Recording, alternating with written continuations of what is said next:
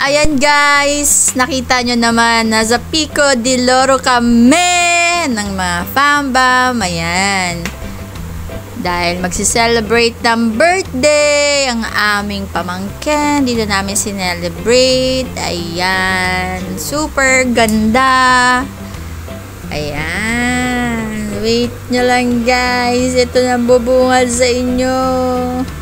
Ang beach nila.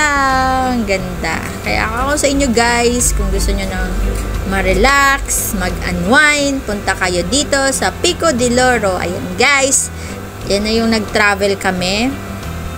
Ayan. Dimaan kami sa Caviang Tunnel. Tapos magte-turn left kami dyan. Pag may parang nag-crossing na. Ayan. Magte-turn left ka dyan. Para doon sa way papuntang Pico de Loro. Tapos yan, madadaanan nyo dyan si Manong na nagtitinda ng lobster. Ayan. Makikita nyo siya dyan. Pwede kayong bumili. And then, marami na kayong madadaanan dito ng mga resort. Then, ayan. Tsaka pwede nyo pagtambayan, picture-picture, pang Instagram. Ayan, marami din mga tindahan. Kung gusto nyo bumili ng baon, may nakalimutan kayo, ayan, don't worry guys, ayan, kompleto naman dyan sa labas. Ayan, kaya maganda rin talaga pumunta dito kasi nandito na rin yung mga kailangan nyo. And then, ayan, marami kayo nakikita nyo mga tindahan, ayan, ang bubungad sa inyo, maraming mga signage dyan.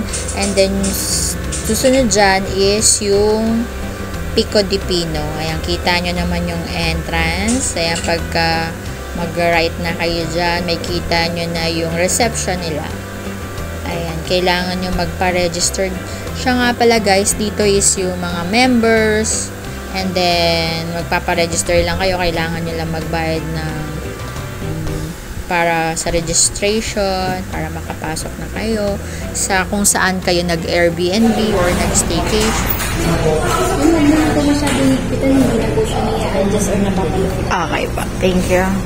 And so, meron pagka nag-ano ka dito sa Pico de Pino, merong badge. Yan. Yan siya.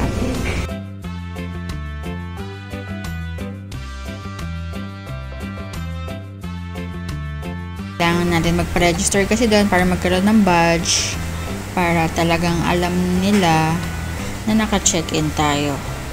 Yan, pupunta na kami sa aming staycation or sa Airbnb na nakuha namin. Ayan, sa Corona. Tabi siya ng Miranda. Ayan na, ito na yung place namin. Ang ganda pala dito guys. Ayan, puro may mga scenery. Kaya yung ang ganda sa paningin. Puro greens. Tapos ayan si Manong World. Accommodating din si Manong. Ayan. Pinapark kami dyan. Sinabi nila mag-park doon. And then magkuha ng trolley. Ayan. Para mahatid na. Ito na yung reception. Nakit na kami sa room. Ayan, second floor lang kami. Ayan, so okay na okay, hindi ganun pagod. Ayan, pasok na tayo. So, hindi ko na ipapakita yung room. Bababa agad tayo dyan at mamamasyal. Ikot-ikot na tayo guys para malibot na natin ang Pico de Pino. Kasi sobrang laki niya. Ito yung mga kasama ko. Ayan, tumatawa-tawa pa sila dyan. Kasi pagod sa biyahe. Ayan. Yung mga rules. Syempre, labas tayo dyan. Daming magagawa dito guys. Kaya okay na okay. Pagdating namin 3 PM na 3:30 mga ganun. Kasi check-in is 2. Then check out 3 days nga pala kami dito guys. Ayan. Check out namin is 12 in the afternoon. Ayan, ng Sunday. Friday kasi kami pumunta.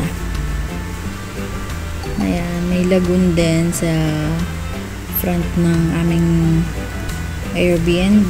Yan, pasyal-pasyal lang. Tapos, diretso na kami sa beach. Ayan, medyo mahaba yung lakarin. Hindi na kami pa-shuttle kasi gusto rin namin maglakad-lakad talaga kasi okay na okay dahil ang daming mga trees. Ayan, makikita nyo naman.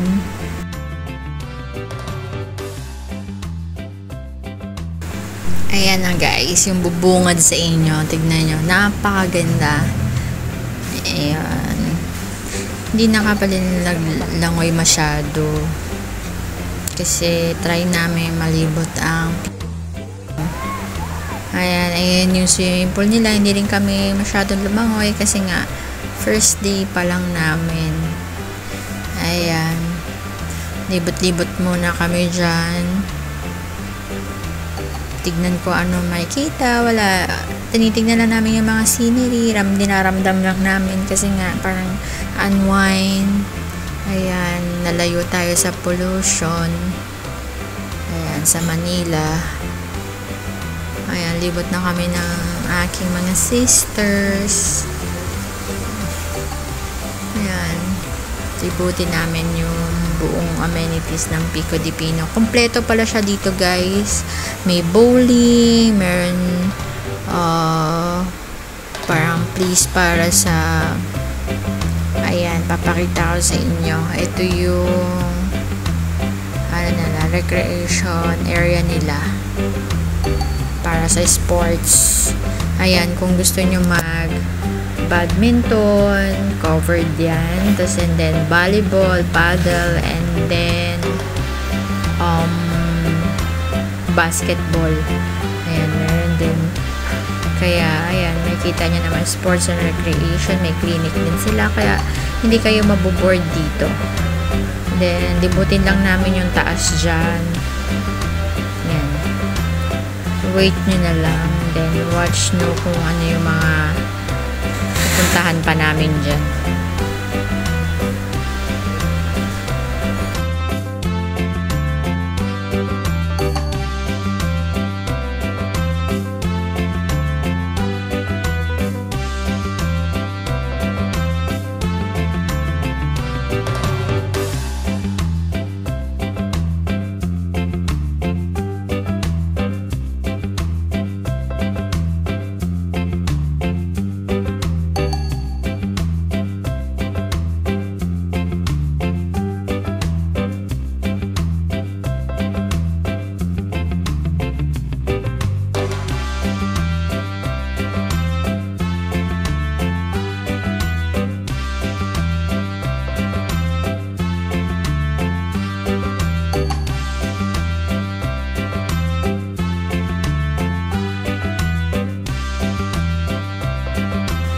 Ayan, pupunta na kami guys. Magbo-bowling kami. Titignan namin. Kaso lang that time, grabe, full yung nakalag sa kanila. Kaya hindi kami makakapag-bowling. And then even sa ano nila, dun sa billiards.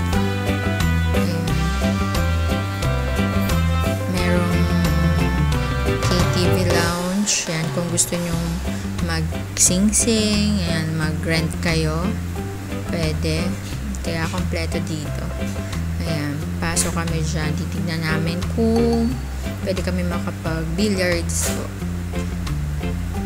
Ayan. Kasi wala kaming magawa. Ayan. Kaya kumain na lang kami dyan. Kasi parang fully book yata yung table ng sa billiards din. Nakikita nyo dami naglalaro. Yan, tatry ng sister ko na makiusap para makapag-billiards. Kaso nga lang, punong-puno talaga. Ayan. Kaya walang choice. Kung hindi, libot-libot na lang sa labas. Ayan. Kung may chikiting pala kayo guys, ayan, meron din dyan na ano, parang playroom. Play area sila dyan din. Yan, libot-libot na lang kami dyan sa labas. Yan siya. Sobrang laki ng pino. Hindi pa namin siya nalibot. Isang side pa lang. Kasi may hotel din dito, guys.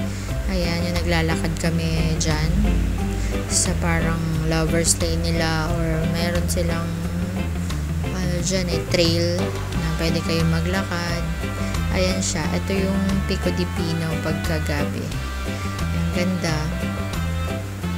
Puro ilaw siya.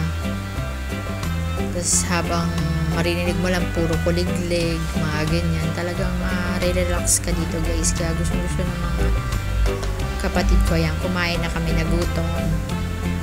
Yan pala yung pagkain namin. Then try kami tumingin dyan sa parang convenience store nila. Pero unfortunately hindi kami nakabili ng kahit ano kasi cash yung dala namin. Cashless pala sila dyan. It's either GCash or credit card tsaka ATM. Thank you, Pico di Laro! Super nag-enjoy kami lahat! Till next time!